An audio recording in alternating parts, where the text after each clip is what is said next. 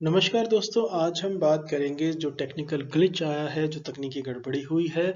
इससे बेहद हम ये राहत की बात है कि ठीक होते ही बाज़ार दौड़ा था, 50,000 के पार निकल गया था। लेकिन जो यहाँ पर निवेशकों को जो समस्या हुई, जिस तरीके से एनएससी के अंदर 2 टेलीकॉम ऑपरेटर्स की जो सर्विसेज़ थी, उसमें जो व्यवधान आया और इसमें जो सबसे ख़ास बात होगी वो ये होगी कि सेबी ने क्या किया, सेबी को क्या करना चाहिए था। एएनएमआई जो association for national exchange members of India है, इनका इस पर बहुत तीखी प्रतिक्रिया आई है। इन्होंने इस पर जोर दिया है और छोटे निवेशकों की भलाई के लिए क्या किया जाना चाहिए। और इसमें जो एक फाइंडिंग निकल करके आई है, हमने जिस तरीके से एनएससी के एनुअल रिपोर्ट्स में पाया कि आईटी के स्पेंड जो हो रहा है इसमें ये डिक्लाइन की तरफ जा रहा है। तो इसकी जो है जिस तरीके से ट्रेडिंग वॉल्यूम जो इसमें राइज कर रहा है, इसके बनस्पत जो है आईटी पे जो खर्चा होना जाना चाहिए, किया जाना चाहिए, वो गिरता चला जा रहा है। तो क्या ये सही दिशा में कार्य हो रहा है, नहीं हो रहा है, इस पर एक टिप्पणी हम इसमें जरूर करेंगे, एनालिसिस करेंगे। और इसके बाद हम ये देखेंगे कि किस तरीके बाद कारोबार रुका, फिर उसमें तेजी आई और एनएससी के पास जो 2 टेलीकॉम ऑपरेटर्स की जो सर्विस थी, इसमें जो लिंक वो कैसे फेल हो गए, रिस्क मैनेजमेंट सिस्टम क्या कर रहा था आपका, तो वो क्यों नहीं बैकअप दे पाया, या इस तरह की पोजीशंस के लिए क्यों नहीं एक आपके पास एक सिस्टम है। और इसमें जो एक बुनियादी बात है वो हम ये देखेंगे कि विदेशों में जिस तरीके से ये कभी कभी होता रहा है, लंदन स्टॉक एक्सचेंज की हम बात करेंगे, टोक्यो की बात करेंगे, हम नास्डॉक की भी बात करेंगे। और जिस तरीके से वहाँ कंपेंसेशन का जो प्रोविजन है, जिस तरह की जो गाइडलाइंस है, हमारे यहाँ फिलहाल अभी इस आज की डेट में ना कोई एसओपी जारी की गई है, ना इस पर कोई गाइडलाइंस है। इस पे रिफॉर्म्स की बात की जा रही है, लेकिन अभी वो थोड़ा दूर इसमें वक्त है।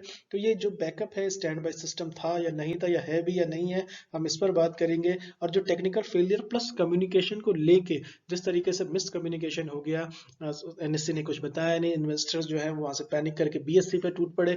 बीएससी के बाद जिस तरीके से उन्होंने सौदे काटे हैं, उसमें नुकसान बहुत हुआ है, तो उसकी भरपाई जो है ब्रोकर की गलती मानी जाती है। लेकिन यहाँ पर हम देखेंगे कि किस तरीके से एनएससी की खामी बिल्कुल स्पष्ट तौर से निकल करके आई है। बीएससी में जो है आधा दर्जन स्टॉक्स में लोअर सर्किट लग गया है। लोअर सर्किट अपर सर्किट जो है, इसी के 2 वीडियोस पहले मैंने बनाया है, आप प्लीज देखिएगा। इसके बाद जो है 4 गुना बड़े एक्सचेंज के बाहर से जो है 9 गुना बीएससी का जो वॉल्यूम हो गया था, इसके क्या इम्प्लीकेशंस हैं, हम उस पर विस्तृत बात करेंगे। और हम ये भी देखेंगे कि किस तरीके से जो है कि जो टेलीकॉम्स जो थे, ये दोनों कैसे फेल हो गए, इसमें आपका डीआरएस कैसे फेल हो गया, यानी कि डिजास्टर रिकवरी सिस्टम। ये क्रिकेट वाला डिजास्टर डीआरएस नहीं होगा, डिजास्टर रिकवरी सिस्टम जो है यहाँ पर ये फेल हो गया, या डिड वर्कड अप इवन। तो इसके में जो है, और इसमें खास बात है कि डीआरएस जो है इसको हर शनिवार को टेस्ट किया जाता है, ये भी आप याद रखें। इसके बावजूद ये इतना बड़ा टेक्निकल ग्लिच हो गया, इस पे ना आपके पास कोई एसओपीस था, ये कब कब हुआ है, बड़े बड़े स्टॉक एक्सचेंज में कब कब हुआ है, उस पे क्या उसमें प्रतिक्रिया रही है, उसमें ट्रेडिंग किस तरीके से प्रभावित हुई है, हम इसका भी एक एनालिसिस करेंगे। इसके बाद हम ये देखेंगे कि प्रतिस्पर्धा बढ़ने से प्रस्ताव से जो है जो सेबी को मिलेगा फायदा, जो बाजार का नियामक ये जो कदम है, हम इसके पर्सपेक्टिव में हम बात करेंगे। और एएमएनआई की हम इसमें बात करेंगे। तो ये तमाम बातें जो है हम इसमें एक एक करके इसको सिलसिलेवार तरीके से इसका एनालिसिस करेंगे। तो इसको अगर हम शुरू करें, इसको बेहद बुनियादी चीज से अगर शुरू करें, तो हमें सबसे पहले ये जानना चाहिए कि एनएससी है क्या, एनएससी का सिग्निफिकेंस क्या है। तो अगर हम इसके सिग्निफिकेंस की बात करें, तो कैश मार्केट के अंदर जो है, एनएससी के अंदर जो है 18,50,000 करोड़ से ज्यादा का मार्केट कैप है। तो मार्केट कैप के वॉल्यूम से देख सकते हैं, यानी कि 18.50 लाख करोड़ का मार्केट कैप है एनएससी का कैश मार्केट के अंदर। तो आप ये देखें कितनी बड़ी अमाउंट है ये। इसमें कैश मार्केट में ही जो है आपकी 1900 से ज्यादा कंपनीज के शेयर हैं आज की मौजूदा तारीख में। और इसमें जो है कि 14.5 लाख करोड़ का जो है एवरेज डेली टर्नओवर है एनएससी का। तो ये एनएससी का सिग्निफिकेंस बताता है। तो जिस तरीके से भाव के बारे में फ्रीज हो गए, उसका क्या इम्पैक्ट पड़ा, कंपेंसेशन, ग्लिचेस, ये सारी हम तमाम बातें इसमें करने वाले हैं, इसको बुनियादी तरीके से हम देखेंगे। और इसके बाद बीएससी पर जो जिस तरीके से जो एक तरीके के सौदे काटे गए, उनका क्या इम्प्लीकेशन रहा, बीएससी पे जो प्रेशर आया, अगर ये बीएससी पे आता है तो बीएससी के पास भी ऐसा कोई इंफ्रास्ट्रक्चर नहीं है जो इस स्थिति से निपट सके, यानी ये फ्यूचर का एक अंदेशा है।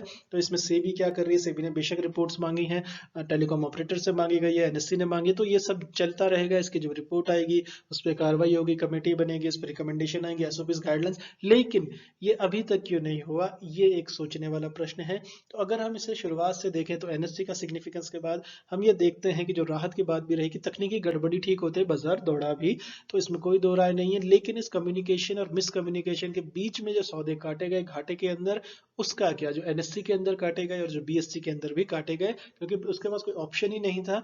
तो किस, और हमारे पास एक तरीके का ट्रेडर नहीं है, हम उस पर भी बात करेंगे। तो अगर ये से देखा जाए तो तकनीकी गड़बड़ी के कारण वेडनेसडे जो था उस दिन जो है कि 11:40 के बाद करीब 5 घंटे जो था एनएससी जो है वो ट्रेडिंग जो है उसकी ठप रही। इसके बाद शेयर बाजार को शाम 5 बजे तक खुलने रखने का फैसला किया गया। लेकिन इसके बीच में जो सब हुआ, हमारी जो इन्वेस्टर्स के लिहाज से हमें उस पर एक बहुत बारीक नजर रखनी चाहिए। तो 5 घंटे ट्रेडिंग ठप रही एनएससी की तकनीकी गड़बड़ी के कारण।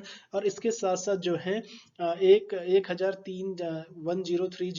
1030 अंक की छलांग लगाया सेंसेक्स ने अतिरिक्त समय के उछाल में, जो एक्स्ट्रा टाइम मिला था उसमें सेंसेक्स ने इतना बड़ा जंप दिखाया था। तो 270 अंक के उछाल दर्ज किया एनएससी निफ्टी ने जो है कि वेडनेसडे को अंदर। तो कब कब निफ्टी एनएससी ठप हुआ है रिकॉर्ड के लिए हम देख लेते हैं। जैसे 10, इसकी भी हम बारीकी से हम इस पर बात करेंगे। जैसे 10 जुलाई 2017 को हुआ, उसके बाद जो है उससे 24 मई 2018 को तकनीकी खराबी एनएससी में देखी गई, 23 सितंबर 2019 को देखी गई, फिर 4 जून 2020 में देखी गई, फिर 24 फरवरी 2021 के अंदर देखी गई। तो आप ये देखें कि 5 बड़ी सीधे सीधे जो है हर साल ऑलमोस्ट एक बड़ी तरीके से ये ठप होता रहा। तो सेबी ने रिपोर्ट मांगी है, इसमें कोई शक नहीं है। तो इसका जो डिजास्टर रिकवरी साइट है आपकी, इसने क्यों नहीं स्थानांतरित किया गया। तो सेबी ने एक तरीके से कहा भी है कि एनएससी को ये सलाह दी जाती है कि वो इस मामले की पूरी जानकारी मुहैया करे। तो एक रूटीन एक तरीके की इसमें जो आपका होगा कि इसमें जांच की जाएगी, उसकी जो रिपोर्ट आएगी तब हम उस पर भी बात करेंगे। लेकिन जो है कि जो बैंकों के शेयर में सबसे ज्यादा खरीदारी हुई, तो इन सबको हम ये देखते हैं। और इसमें जो पर्सपेक्टिव आता है एमनी का, यानी association for national exchange members of India, इन्होंने काफी ज्यादा तीखी प्रतिक्रिया की है इस पे। और हम इसको चलो अगली स्लाइड पे देख लेते हैं। अब इस जो बात निकल करके आती है, जैसे हमने सिग्निफिकेंस की बात की, तमाम चुनौतियों की बात की, क्या हुआ 5 घंटे में ये सब हुआ, इस पर भी हम बार बार जाएंगे। इसमें जो एक फाइंडिंग जो निकल करके आई है वो ये फाइंडिंग है, बहुत महत्वपूर्ण फाइंडिंग है, कि आईटी का जो स्पेंड है इनमें वो घटता चला जा रहा है। उसमें जो एनएससी की रिपोर्ट्स में ये हवाले से कहा गया है, तो एनएससी जो है ये टेक्नोलॉजी को, टेक स्पेंडिंग पे ये उतनी तेजी से नहीं बढ़ता दिख रहा है, जो इस पे जो ट्रेडिंग का जो वॉल्यूम्स है, जो इसमें निवेशक आ रहे हैं, उस राइजिंग वॉल्यूम के कंपैरिजन में ये घटा है रादर। तो इसकी जो हाईलाइट है, अगर हम इसे कहें कि जो है 222 करोड़ जो है लास्ट फिस्कल इसमें लोअर था, और उससे पहले जो था इतना फाइनेंशियल ईयर 17 से, तो 228 करोड़ का जो है, मैं आपको आंकड़ों से बताता हूँ। जैसे टोटल रेवेन्यू जो है 2000 फाइनेंशियल ईयर 2017 में आपका 2318 करोड़ था। फिर फाइनेंशियल ईयर 2018 में आपका फाइनेंशियल 18 में आपका जो है 2592 करोड़ हुआ। ये टोटल रेवेन्यू की बात है यहाँ पे। 19 में आपका 3029 हुआ, और फाइनेंशियल ईयर 20 में आपका 3230 हुआ। तो जो स्टाफ की कॉस्ट थी 17 में, फाइनेंशियल ईयर 17 में आपकी 107 थी, फाइनेंशियल ईयर 18 में आपकी 109 थी, फाइनेंशियल ईयर 19 में आपकी 170 थी, और स्टाफ की जो कॉस्ट थी वो आपकी फाइनेंशियल ईयर 20 में 206 हो गई। लेकिन अब ये इसमें थोड़ा बढ़ोतरी आपको दिख सकती है, लेकिन जिस चीज पर हम यहाँ बारीक गौर कर रहे हैं वो है आईटी और टेलीकॉम पे कितना खर्चा किया जा रहा है। तो आपका फाइनेंशियल ईयर 17 में आपका 2228 करोड़ रुपए खर्च किए गए। उसके बाद ये फाइनेंशियल ईयर 18 के अंदर ये 222 करोड़, यानी कि 6 करोड़ कम हो गए। इसके बाद फाइनेंशियल ईयर 19 के अंदर 204 करोड़ खर्च किए गए। और इसमें ऐसा भी कहा जा सकता है कि एक बार सिस्टम आप लगा दें तो दूसरे साल तो खर्च कम हो जाएगा इकोनॉमिक्स के हवाले से, लेकिन यहाँ पर हम आईटी की बात कर रहे हैं, टेक्नोलॉजी की बात कर रहे हैं, ये अपग्रेड ही होगी। इसके बाद जो है फाइनेंशियल ईयर 19 में आपका 204 करोड़ खर्च हुआ, और फाइनेंशियल ईयर 20 में आपका फिर वापस 2018 के लेवल पे, यानी कि 222 करोड़ रुपए हुआ। तो अगर आप देखें तो जो है फाइनेंशियल ईयर 17 से और फाइनेंशियल ईयर 20 के बीच में कमोवेश जो स्थिति रही है वो कमी हुई है, बड़ी नहीं है। तो ये इंपॉर्टेंट फाइंडिंग है। इसके बाद जो आईटी, इसके बाद अगली स्लाइड पे देख लेते हैं। इसके बाद जो इंपॉर्टेंट चीज निकल करके आती है वो ये आती है कि आईटी और टेलीकॉम को अगर हम परसेंट ऑफ रेवेन्यूज के हिसाब से अगर हम कंपैरिजन करें, तो फाइनेंशियल ईयर 17 के अंदर 9.83 था। ये परसेंट ऑफ रेवेन्यूज जो उसकी थी उसमें कितना था, यानी तक लगभग 10% से थोड़ा ही कम था, 9.83। उसके बाद फाइनेंशियल ईयर 18 में आपका 8.57 हुआ। इसके बाद आपका फाइनेंशियल ईयर 19 में आपका 6.74 हुआ है, और फाइनेंशियल ईयर 20 जो मैं आपसे बार बार कह रहा हूँ 6.88 हुआ है, यानी कि आपका करीब करीब 10 से जो है वो लगभग 7 पर आ गया है। इसका अगर परसेंट ऑफ रेवेन्यू का स्पेंड करें तो ये जैसे स्टाफ कॉस्ट इसकी बढ़ गई, टोटल रेवेन्यूज इसके बढ़ गए, लेकिन आईटी पे जो है कम हो गया। ये एक एनएससी की खुद की रिपोर्ट्स की फाइंडिंग्स है। इसके बाद अगर हम प्रॉफिट्स की बात करें, जिस तरीके से प्रॉफिट हुआ फाइनेंशियल ईयर 17 में आपका 1033 हुआ करोड़ रुपीस में है, 18 में आपका 1162 करोड़ हुआ, फाइनेंशियल ईयर 19 में आपका 1390 करोड़ हुआ ना, 1000, हाँ 1390, और इसमें उसके बाद 1560 जो आपका फाइनल, यानी कि नेट प्रॉफिट तो बड़ा है, यानी कि आपका करीब करीब जो है 5000 करोड़ 500 करोड़ रुपए ये बढ़ गया, 530 करोड़ रुपए करीब ये बढ़ गया है। लेकिन इसके बावजूद जो है आईटी पे जो है वो स्पेंडिंग जो है डिक्लाइन हो गई है। तो क्या इसको भी एक कारण के तौर पर क्यों नहीं लिया जाना चाहिए कि आईटी पे नास्डा इसमें एनएससी को जो क्यों नहीं इसके लिए जिम्मेदार ठहराया जाना चाहिए? तो इस फाइंडिंग से हमें ये पता चलता है, इस डेटा से हमें ये पता चलता है कि जो इस तरीके की जो स्पेंडिंग है उसमें बहुत गड़बड़ियां हैं। तो जब इसकी रिपोर्ट आएगी तो उसमें इस बात को उठाया जाएगा मेरे ख्याल में। इसके बाद जो है अब हम अगर हम बात करें कि इसमें जो हुआ है वो ये है कि जो एनएससी के पास जो दो टेलीकॉम ऑपरेटर की जो सर्विस थी, इसमें जो दो टेलीकॉम ऑपरेटर से इनके जो इंपॉर्टेंट चीज है यहाँ पर वो ये है, इनके सभी लिंक फेल हो गए थे।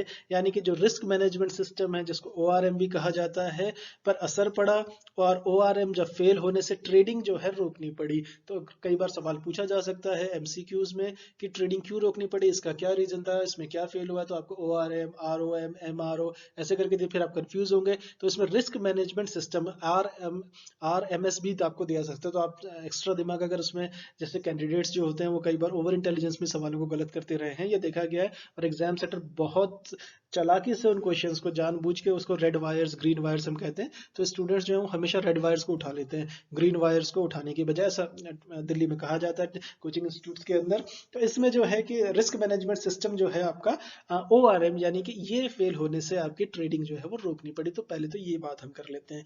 इसके बाद जो कमोवेश जो स्थिति बनी, इसके बाद जो इसमें जो निकल करके आता है वो ये आता है कि जो टेक्निकल बैकअप था वो क्या कर रहा था, स्टैंड बाय सिस्टम है भी या नहीं, इस पे एक सोचनीय प्रश्न है। इस पर भी जब इंक्वायरी रिपोर्ट आएगी तो इस पर जरूर सवाल उठेगा।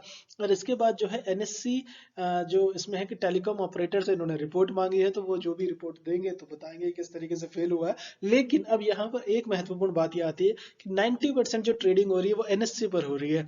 और इस तरीके का जो टेलीकॉम का स्ट्रक्चर, जैसे मैंने अभी आपको आईटी स्पेंडिंग का जो मैंने बताया किस तरीके से डिक्लाइन देखा गया, तो सिस्टम जो है, हालांकि इसको हम फेयर अगर हम इतना क्रिटिसाइज नहीं करें तो हम ये कह सकते हैं कि सिस्टम जो है रोबस्ट है, इसका काफी हद तक ये काफी ज्यादा खरा उतरा है उम्मीदों पर। लेकिन जो मैकेनिज्म है फॉर डिजास्टर रिकवरी प्रोसेस के लिए भी इसका मैकेनिज्म है, लेकिन यहाँ पर आपका जो है ये भी बैठ गया था सिस्टम। तो इशू यहाँ पर जो दो महत्वपूर्ण जो चीजें निकल करके आई हैं वो ये निकल करके आई है, पहला तो टेक्निकल फेलियर हुआ, जिसको आप हर जगह देखेंगे, न्यूज में, हेडलाइंस में, सब जगह, न्यूज, टीवी डिबेट्स में। तो इसके साथ साथ कम्युनिकेशन गैप पर बहुत कम बात हुई है, लेकिन कम्युनिकेशन गैप एनएससी की तरफ से इस पर नहीं किया गया, जिससे कि निवेशकों को बहुत ज्यादा नुकसान हुआ। जब आप एनालिटिकल आंसर्स लिखते हैं तो उस वक्त आप इसको हाईलाइट करके उठाएंगे तो आपको बहुत अच्छा रहेगा आपके लिए। इसके बाद जो बात निकल करके आती है वो ये आएगी कि एनएससी ने जो कम्युनिकेशन था इन्वेस्टर्स के साथ हो, ब्रोकर्स के साथ हो, नहीं किया गया। तो ये जो है इसको एक तरीके का ब्लंडर कहना चाहिए, रिपोर्ट में इसको बताया भी जाएगा। तो एनएससी के पार पर ये ब्लंडर हुआ, जिसकी वजह से मार्केट में पैनिक क्रिएट हुआ, सौदे घाटे में काटे गए, और फिर जो बीएससी पे जो रश चला गया, जो 9 गुना इसका जो ट्रेडिंग वॉल्यूम हो गया, उस पर जो रश चला गया, वहां भी घाटे में सौदे काटे गए। ब्रोकर्स क्योंकि स्क्वायर ऑफ कर देते हैं, अगर आप इसको ट्रेडिंग करके देखें तो हम इस पर भी आएंगे थोड़ी देर में। तो अगर हम इसको ये देखें कि बीएससी पर जो है कि आपको लॉस में जो है सौदे काटने पड़े, इसका जो रिजल्ट जो इम्पैक्ट निकला, जिससे कि निवेशकों को नुकसान होना ही था। तो अगर ये कम्युनिकेशन हो जाता और अगर मान लीजिए ऐसा कहा जाता कि जो है कि सिस्टम रीस्टार्ट हो जाएगा और टाइम एक्सटेंड कर देंगे, तो उससे जो है पैनिक से बचा जा सकता था। इतनी छोटी सी बात एनएससी कैसे मिस कर गया, 5 घंटों के दौरान उसमें इतनी बड़ी चूक कैसे हो गई, जिसका जो खामियाजा है वो छोटे निवेशकों ने बहुत भारी कीमत देकर के उठाया होगा। और इसमें एक तरक ये भी कह सकते हैं कि मार्केट अपने को हील कर लेगा, मार्केट सबके लिए लेवलर है, वो सारी एकेडमिक बातें हैं, लेकिन जिनको घाटा हुआ है वो तकड़ा घाटा लगा होगा। और उसके बाद जब मार्केट जूम किया तो अगले दिन फिर धड़ाम से गिरा है। तो उसकी भी हमने जैसे कहा था कि अमेरिका में जो तेजी देखी गई है उस पर भी अलग से लेक्चर बनाएंगे। तो लेकिन यहाँ पर जो है कि इस छोटी सी बात से पैनिक को बचाया जा सकता था। ये आपकी रिकमेंडेशंस हो सकती हैं, आपके सजेशंस, जब आप एनालिटिकल आंसर्स लिखेंगे तो उसमें आपको ये हेल्प करेगा। इसके बाद देखें कि इसमें जो बुनियादी चीज जो फाइंडिंग निकल करके आई है वो ये आई है कि जो मार्केट के अंदर जो है एक टाइप की ट्रेडिंग नहीं होती है, मल्टीपल टाइप के इन्वेस्टर्स होते हैं। हमारे यहाँ एल्गो ट्रेडिंग भी अलाउड की गई है। एल्गो ट्रेडिंग में जो है कि ट्रेडिंग सिस्टम जो है इससे स्लो हो गया, और जो है कि आपका एक तरीके से जो ये अरबी जो आपका अरबी जो ट्रेडर्स है इन्होंने स्क्वायर ऑफ किया। तो बिगेस्ट लॉस जो इससे जो हुआ है वो डे ट्रेडर्स को हुआ है, क्योंकि वो शिफ्ट होना पड़ा उन्हें मजबूरन एनएससी से बीएससी में, और उनको ट्रांजैक्शंस जो हैं उन्हें स्क्वायर ऑफ करनी पड़ी लॉसेस में, यानी कि घाटे में स्क्वायर ऑफ करनी पड़ी। तो इसमें जो है कि आप ये देखें डे ट्रेडर्स को जो है इसमें अच्छा खासा नुकसान हुआ है, जिसकी एमनी ने एक तरीके से बहुत बड़ा इसमें क्रिटिक दिया है, जिसको बिल्कुल सुना जाना चाहिए। इसके बाद अगर हम कहें कि जो कन्वेंशनली अगर आप इस बात को देखें कि मार्केट के अंदर ट्रेडिंग किस तरीके की होती है, उसमें क्या किया जाता रहा है, कैसे किया जाता रहा है, तो आप ये पाते हैं कि कन्वेंशनली जो है जो इन्वेस्टर्स है कि इसकी अगर कोई प्रॉब्लम होता है तो इसको स्क्वायर ऑफ करेगा ही करेगा ब्रोकर को। ऐसा एक तरीके से उनके बीच में एग्रीमेंट पहले से होता है कि अगर इस तरह की खामियां आएगी तो अगर अनप्रेसिडेंटेड सिचुएशन आ जाएगी या एक तरीके का पैनिक क्रिएट होगा तो वो स्क्वायर ऑफ करने के लिए ये जो एग्रीमेंट है ये ब्रोकर एग्रीमेंट में कन्वेंशनली इसको किया जाता रहा है, लोग इसको करते हैं और ये थोड़ा ठीक भी लगता है। इसके बाद लेकिन जब मार्केट रीस्टार्ट हुए और उसमें जो तेजी आने लगी अचानक, जैसे मैंने शुरुआत में ही कहा था बैंकिंग शेयर्स के अंदर, तो जो स्क्वायर ऑफ होने से जो इन्वेस्टर्स को जो है वो ह्यूज घाटा हो गया। तो यहाँ पर अगर एक मैसिव कम्युनिकेशन फेलियर नहीं होता एनएससी के द्वारा तो इस स्थिति से, अप्रिय स्थिति से बचा जा सकता था और निवेशकों को सेव किया जा सकता था। तो अगर वो प्रॉपरली कम्युनिकेट हो जाता तो इसको थोड़ा सा इतना नुकसान नहीं होता जितना कि उन छोटे निवेशकों को हो गया। इसके बाद ये टेलीकॉम, इसमें सवाल ये निकल कर आता है कि टेलीकॉम के दोनों ऑपरेटर्स फेल हो गए। फिर डीआरएस जो है ये क्रिकेट वाला नहीं है, यहाँ पर ये डिजास्टर रिकवरी सिस्टम है, डिजास्टर रिकवरी सिस्टम। तो डीआरएस इसमें फेल हो गया और या ये डिड वर्क, या इसने काम ही नहीं किया। इस पर जब रिपोर्ट की फाइंडिंग आएगी तब पता चलेगा, लेकिन फिलहाल हम ये देखते हैं जो इसमें रुझान जो यही है कि ये सिस्टम बैठ गया था। तो डीआरएस में एक खास बात ये आती है कि ये हर शनिवार को जो है इसकी टेस्टिंग की जाती है कि ये रोबस्ट तरीके से चलेगा नहीं चलेगा हफ्ते के अगले हफ्ते के लिए। तो लेकिन इसके बावजूद ये ग्लिच इसमें देखा गया है। तो इस रिपोर्ट बताएगी कि इसमें एग्जैक्टली क्या हुआ डीआरएस के अंदर। डीआरएस का मतलब हुआ डिजास्टर रिकवरी सिस्टम।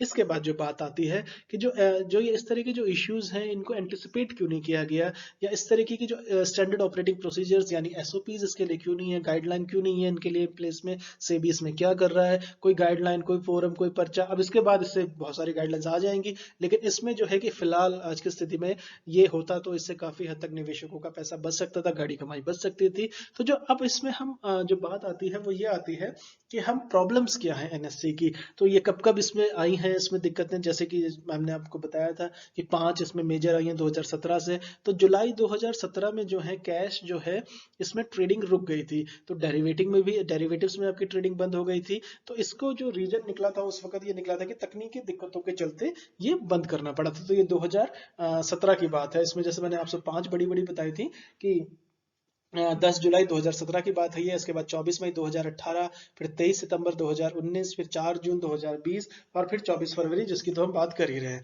तो इसमें जो एक बुनियादी मोटी बात है कि फिर 23 सितंबर 2019 को क्या हुआ, उसमें क्या था कि उसमें ऑर्डर डालने में मुश्किल हो रही थी, तो 10 मिनट तक ये असर रहा था, तो ये एक तरीके से मैनेज हो गया था। लेकिन दिन के आखिरी समय में इसमें वापस परेशानी देखी गई थी।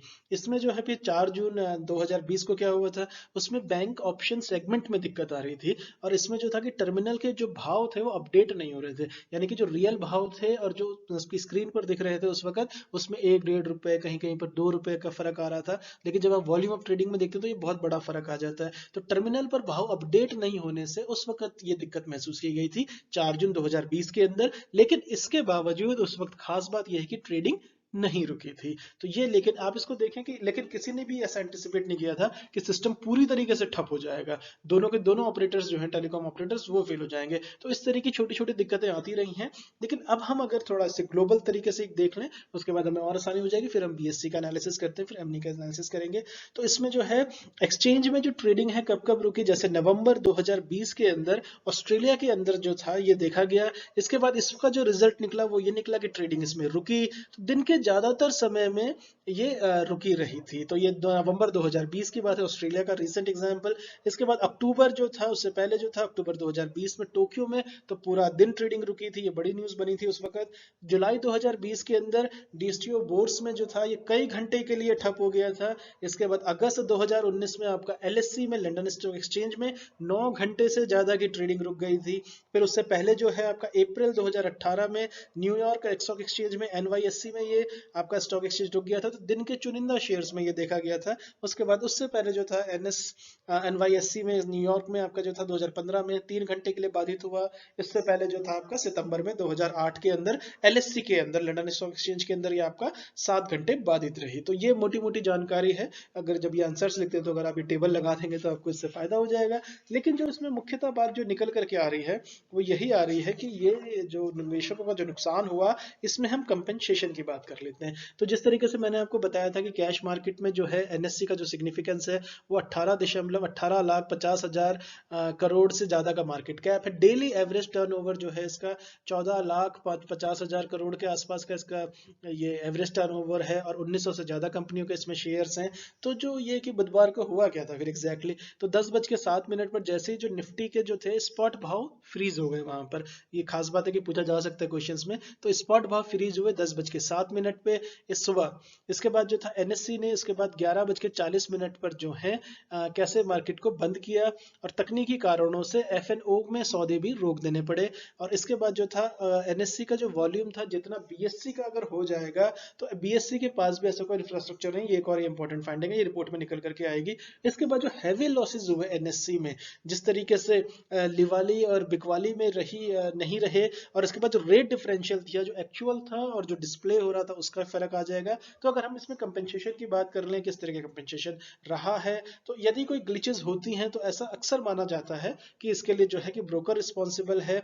मैं टेक्निकल की बात नहीं कर रहा हूँ लेकिन इन्वेस्टर ब्रोकर के हवाले से हम पैसों की बात कर रहे हैं यहाँ पे। तो सिमिलरली अगर इस तरीके का एक्सचेंज में अगर कोई ग्लिचेस आती हैं तो क्या उसका इंश्योरेंस क्यों नहीं होना चाहिए अभी है नहीं। तो जो ये कवर करता है कि लॉसेस को पैनिक से कवर कर सके, कंपेंसेशन का कर सकें। इसमें मैं आपको एक एग्जांपल देता हूं। मई 2012 की बात है, नास्डॉक के अंदर NAS DAQ के अंदर जो फेसबुक की जब लिस्टिंग हुई थी तो वहां पर प्रॉब्लम आई थी और उसमें जो SEC था नास्डॉक के अंदर उसने $62 मिलियन का कंपेंसेशन दिया था। तो ये एक एग्जांपल हो सकता है, लेकिन हमें क्या इससे सीखना नहीं चाहिए हमारे स्टॉक एक्सचेंज पर। और इसी चीज को लेकर के जो है आपका इसने बहुत एक तीखी टिप्पणी की थी कि एक ब्रोकरों ने इसमें नाराजगी जताई है जो इस तरीके से इसमें अंधेरे में रखा गया जिस कारण 3 घंटे व्यापार बंद रहा। तो इसमें जो है कि सेबी को अब ये पत्र लिखेंगे, उसमें जाहिर की जाएगी सार्वजनिक चैनलों में गड़बड़ी का मूल कारण क्या था, समाधान की घोषणा क्यों नहीं की गई, इस पे हम शुरू से बात कर रहे हैं। तो उन्होंने जो लेटर लिखा है इसमें समस्या का समाधान, इसका जो समस्या थी इसके बारे में सूचना आदान प्रदान। तो ये जिस तरीके से आपका सुबह बेंचमार्क निफ्टी के अंदर जो स्टॉक की कीमतें अपडेट नहीं कर रहा था, ये जैसे मैंने पहले कहा, तो इसमें जो AMNE का कहना यानी association for national exchange members of India का ये कहना है कि NSE ने जो आगे इंटीमेशन तक ट्रेडिंग निलंबन की घोषणा की, गड़बड़ी जो थी मासिक और साप्ताहिक अनुबंध की समाप्ति के एक दिन पहले हुई, जिससे इंट्राडे व्यापारी सहित सदस्यों और निवेशकों को भारी मौद्रिक नुकसान हुआ है। ये जो अभी जो हमने इतनी देर तक बात की उसमें हमारी ये फाइंडिंग थी, तो ये AMNI की भी यही फाइंडिंग है। तो इसके मुताबिक अगर देखा जाए तो जो कॉजेज हैं इसको भी एड्रेस कर सेबी ने कहा इनको एड्रेस करेंगे। तो जिस तरीके से तकनीकी गड़बड़ी के बाद और उसके बाद संस्थागत जो इसमें कंपनी जो कमियां रही हैं उनके जो कारण है उनका उपाय पता किया जाएगा और आवश्यक उपाय किए जाएंगे। तो ये सेबी के एक तरीके से रूटीन वक्तव्य ऐसे हालात में यही कह सकते थे वो। तो दूर संचार की सेवाओं में जिस तरीके से कहा गया है, अब घूम फिर के बात ये आती है कि जो NSE की जो खामी थी, जो BSE में आधा दर्जन स्टॉक में जो लोअर सर्किट लग गया, लोअर सर्किट अपर सर्किट कैसे लगता है, क्या होता है, ये मैंने एक लेक्चर 2 लेक्चर पहले ही आपको इसमें बताया, प्लीज देखिएगा। इसके बाद जो 4 गुना बड़े एक्सचेंज से जो 9 गुना BSE का जो वॉल्यूम हो गया उसका क्या इम्पैक्ट रहा। तो इसमें जो था कि इसमें हुआ क्या कि जब इस तरीके का तो BSE पर जो है कि बोझ BSE पर आ गया, तो अपने से 4 गुना बड़े बाजार का बोझ आने से जो है BSE का जो टर्नओवर है वो जो है करीब करीब आपका 40,698 करोड़ तक जा पहुंचा, जो कि एक दिन में पूरे वॉल्यूम के जो है 4,400 करोड़ के उससे 9 गुना से भी अधिक चला गया ये। तो इसमें जो है कि BSE में अचानक बड़े वॉल्यूम जो था, इससे बड़ी हिस्सेदारी जो थी शेयर बेचने की रही, जिससे कि BSE के पास खरीदार नहीं थे अब। तो जिसमें आपका TCS, IOC, टाटा स्टील जैसे बड़ी बड़ी कंपनियों के शेयर एक समय इसमें लोअर सर्किट लगाना पड़ गया। तो ये फाइंडिंग आएगी, जैसे TCS और ये आपका आईओसी और टाटा स्टील में आपका लोअर सर्किट लगा है। तो पूछा जा सकता है कि जब ये क्रैश हुआ था तो किस किस में लोअर सर्किट लगा गया, तो आपको एग्जांपल्स दिया जाएगा कंपनी का, तो आप इसमें लगाएं। तो बीएससी, तो इसमें अगर ये देखा जाए कि जो स्टॉक एक्सचेंज में ट्रेडिंग का समय बढ़ाने की घोषणा करने में देरी कर दी गई, जिसको हम शुरू से कह रहे हैं कम्युनिकेशन एक बहुत बड़ा रीजन रहा। तो अगर इसमें जो है कि 1-2 घंटे पहले कर देते तो इतनी हड़बड़ी नहीं होती, तो बीएससी पे उस तरीके का प्रेशर नहीं आता। तो और इसमें जो इम्पोर्टेंट बात थी वो ये थी कि एक्सचेंज में ऐसी समस्या 5 साल में 6 बार आ चुकी है। कभी 1 घंटा, कभी 2 घंटा बाजार बंद रहा, लेकिन उस वक्त इसको रूटीन लिया इन्होंने, कहा चलो ऐसा होता रहता है। लेकिन जो इस बार हुआ है वो अनप्रेसिडेंटेड था, बहुत बड़ा एक तरीके से झटका माना जाए, बहुत बड़ा फेलियर माना जाना चाहिए इसे। तो ऐसा पहली बार हुआ है कि जब अलग से समय दिया गया है। तो ये एक और इम्पोर्टेंट फाइंडिंग है इसकी, एग्जाम परस्पेक्टिव से एमसीक्यू में पूछा जा सकता है।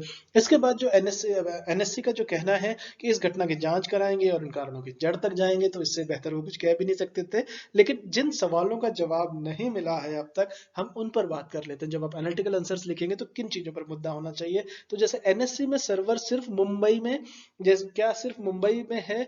नहीं, तो दूसरे शहरों के सर्वर पे क्यों नहीं जोड़ा गया? एक सवाल ये निकल करके आता है। फिर इसमें अगर और हम दूसरे सवाल की बात करें तो ब्रोकर भी अपने पास 3-4 कंपनियों की सेवा लेते हैं, तो एनएससी के पास सिर्फ 2 टेलीकॉम ऑपरेटर्स की सेवाएं क्यों है? ये एक सवाल एनएससी से पूछा जाना चाहिए, जिसका एनएससी ने जवाब नहीं दिया था, जो कल उनकी ब्रीफिंग हुई थी। उसके बाद जो कारोबार जो है, जब 3:30 बजे जब इन्होंने दोबारा शुरू होगा, इसकी सूचना 3 बजे के बाद क्यों दी गई? इससे पहले भी दी जा सकती थी, या इनको इसी निर्णय पर पहुंचने के लिए क्यों इतना रेड टेपिज्म लग गया? कहाँ ये मंत्रणा कर रहे थे बैठ के? तो क्या हो रहा था मार्केट के अंदर? क्यों ये निष्क्रिय हो गए थे, या ये खुद पैनिक हो गए थे? क्यों इनमें डिसीजन लेविंग का एक तरीके का फेलियर क्यों ना कहा जाए एनएससी का? तो ये जो सवाल है, इसमें एक सवाल हम और जोड़ देते हैं। तो एनएससी की जो गलती थी, जिनसे जिन निवेशकों को नुकसान हुआ, उसकी भरपाई कौन करेगा? अब ये बोलेंगे इसको मार्केट स्ट्राइड में ले ले, लेकिन नुकसान तो हुआ है। और जिस तरीके से नास्डैक 2012 में $64 मिलियन का कंपेंसेशन, हमने थोड़ी देर पहले उसकी डिटेल्स पे बात की थी। तो क्यों नहीं इसमें एनएससी को इसमें जो है कि एनएससी को इसके लिए दंडित किया जाना चाहिए। और इसमें जो एक बात निकल करके आती है, वो ये सब वक्त बताएगा कि क्या इंक्वायरी रिपोर्ट वगैरह आती है। तो इसमें जो है कि बड़े सत्र में जो है कि सेंसेक्स जो है, निफ्टी जो है आपका 14,950 के पार हो गया था। तो दिन होते होते ये हो गया। तो बीएससी पर फ्यूचर एंड ऑप्शंस के सौदे नहीं होते, इसलिए और ज्यादा परेशानी हो गई। ये एक और फाइंडिंग है। इसमें आप ये पूछा जा सकता है कि इनमें से किसमें बीएससी, तो आप लगाएंगे कि बीएससी तो सबसे ज्यादा हो रहा है, तो बीएससी में होंगे। लेकिन बीएससी पर फ्यूचर्स और ऑप्शंस के सौदे नहीं होते, इसलिए और ज्यादा परेशानी हो गई। तो ये तकनीकी परेशानी के साथ साथ इसके सामान्य काज में टिप्पणी आई। तो ये सारी जो थी, बीएससी चालू था जबकि एनएससी बंद। तो ऐसे में दोबारा में जो ट्रेडर्स के रेट कैसे लिए, तो ट्रेडिंग एकाएक शुरू नहीं होती है। ये एक खास बात इसको ध्यान में रखनी चाहिए। बाजार खुलने से पहले प्री ओपन ट्रेड होता है, जिसमें 8-10 मिनट में तय हो जाता है कि कौन ट्रेडर ट्रेडिंग रुकने के वक्त रेट्स लेगा और कौन बीएससी के करंट रेट्स पर सौदे करेगा। तो ये एक टेक्निकल चीज है जो हर निवेशक को पता होनी चाहिए, हर स्टूडेंट को, कॉम्पिटिटिव और बड़े यूपीएससी के खास करके उसको ये बिल्कुल पता होना चाहिए। इसको मैं फिर से बताता हूँ आपको कि ट्रेडिंग एकाएक शुरू नहीं होती है।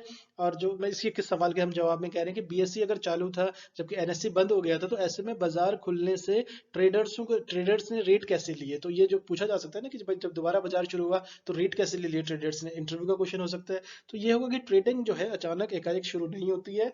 तो बाजार खुलने से पहले जो प्री ओपन ट्रेड होता है, ये 8 से 10 मिनट का में तय हो जाता है कि कौन ट्रेडर जो है वो ट्रेडिंग रुकने के वक्त रेट्स लेगा और कौन जो है बीएससी में करंट रेट्स पर सौदे करेगा। तो ये तय हो जाता है 8-10 मिनट पहले। तो इस तरह से ट्रेडिंग शुरू होने से पहले रेट का जो है सामान्यकरण कर लिया जाता है। तो किस इसमें ट्रेडर्स थे, तो ये देखा जाए कैश मार्केट में रोजाना लेन देन करने वाले जो ट्रेडर्स थे, एफ एंड ओ कॉन्ट्रैक्ट्स में डील करने वाले ट्रेडर्स से सबसे ज्यादा प्रभावित हुए। जो इम्पैक्ट हुआ, एक तो वो कैश मार्केट में जो रोजाना लेन देन, जो बीएससी का सिग्निफिकेंस मैं आपको बताया, 14-14.5 लाख करोड़ का जो था उसमें डेली का एवरेज टर्नओवर है। तो कैश मार्केट में रोजाना लेन देन वाले ट्रेडर्स को और एफ एंड ओ में कॉन्ट्रैक्ट्स में डील करने वाले ट्रेडर्स सबसे ज्यादा इससे प्रभावित हुए। और इसमें हुआ क्या कि गुरुवार को जो एक्सपायरी के चलते इक्विटी बढ़ी हुई थी। तो यहाँ पर ये था कि ये एक चीज, और इसमें जिसने इन्वेस्टर्स को और ज्यादा पैनिक किया कि गुरुवार को जो एक्सपायरी के चलते जो इक्विटी जो थी वो बढ़ी हुई थी, इसका भी एक तरीके से उससे वो सामंजस्य नहीं बैठा पाए। तो इसमें देखा जाए तो जो बीएससी में जो एक तरीके प्रेशर था,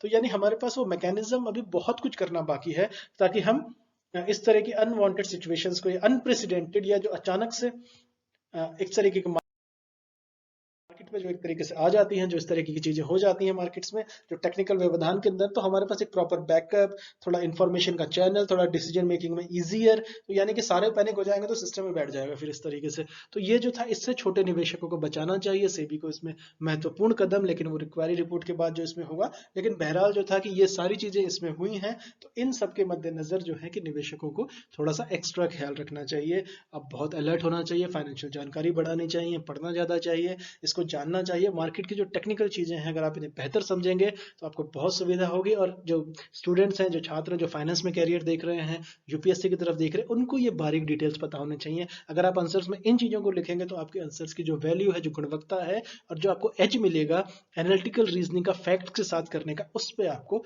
आपकी ग्रेडिंग होगी, उस पर आपका जो स्कोर है वो बहुत बेहतर हो जाएगा। चलिए, मैं शुभकामना सहित आपको मिलते हैं आपसे फिर नेक्स्ट लेक्चर में। Thank you so much for listening. नमस्कार दोस्तों।